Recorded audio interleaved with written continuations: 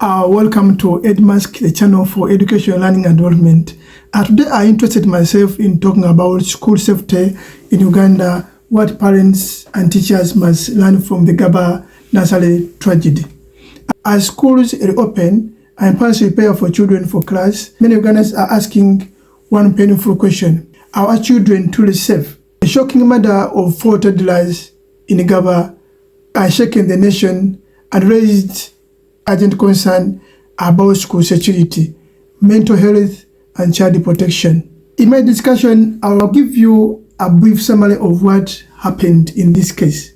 On April 2nd, 2026, 4 toddlers between 2 and 3 years old were stabbed to death at a nursery school in Ggaba in Kampala. Their accused was later convicted and sentenced to death by the Uganda High Court. The judge described the killing as gruesome, brutal, and hideous. Prosecutors argued the attack to appear ritualistic and carefully planned. Mental health evaluation reportedly found the accused mentally fit to stand for the trial. The case triggered national debate about safety in schools and early child centers. My main discussion points for the parents is that know the school environment. Parents should physically visit schools before enrollment. Parents need to ask questions about security guards, need to ask about visitors management systems, but also have to ask about CCTV cameras as well as emergency response procedures, not forgetting the child to teacher ratio. These will help you to understand more about the school environment and how the school operates. Getting that the school environment is the school itself and the people surrounding the school, the community that surrounds the school.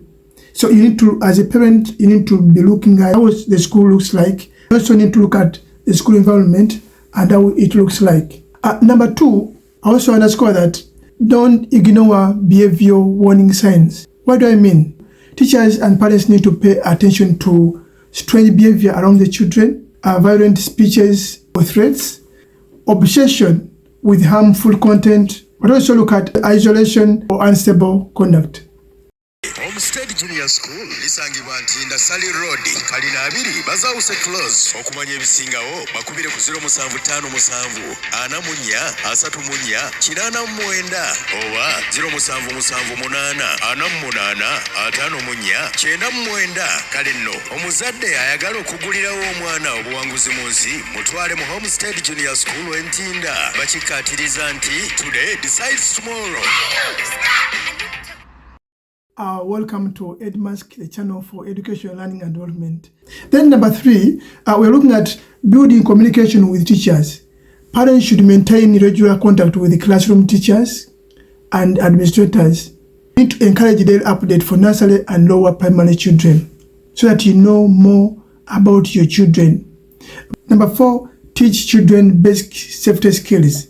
You realize even toddlers can learn, not following strangers, reporting uncomfortable situations, identifying trusted adults, but also basic emergency responses and habits. I'll further talk about the talking points for the teachers and the school. School must strengthen children protection. What do I mean? Every school should have staff background checks, controlled entry points, emergency drills, but also incident reporting systems. Number 6, about the talking points for teachers and schools, that mental health screening matters. Schools should encourage wellness, psychological wellness checks for staff where possible. But also, communities should stop stigmatizing mental health discussions in schools and around the community. Number 7 is early child centers need tighter regulations. Why am I saying this? Government agents should inspect nursery schools regularly, but also parents should verify a school is licensed and compliant. For the national conversation angle, the tragedy is not just about the criminal case. It is a wake-up call for Uganda. And in my discussion, I want to underscore 5 points. For example, we need to look at the child law. We need to look at the child safety laws. What works well and what does not work well. We need to look at school preparedness. What works well and what does not work well. How prepared are the schools are. We look at the community vigilance. what works well and what does not work well. What vigilance do the community have? We don't look at the justice system, what works well and what does not work well. What vigilance, what justice systems are available for such cases if they happen again. Then we also need to have whether the death penalty prevents crime. Are we sure the death penalty can prevent crimes?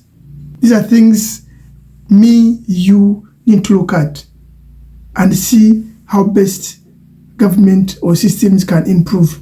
When I got to the human and emotional angle, I realized that we need to acknowledge the pain of the affected families respectively, but also emphasize protection of children rather than sensationalizing violence. We need to encourage unity among parents, schools, churches, and the communities. In other words, we need to work as a team.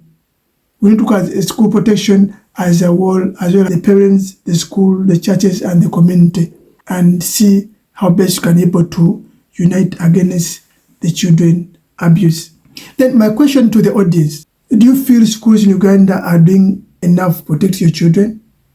What security measures should every nursery school have? Should parents demand stricter safety standards for enrollment?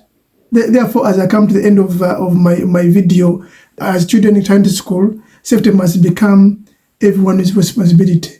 Parents, teachers, school owners, and the government alike. The lives of the Ggaba should push the country towards a stronger protection of everyone's child.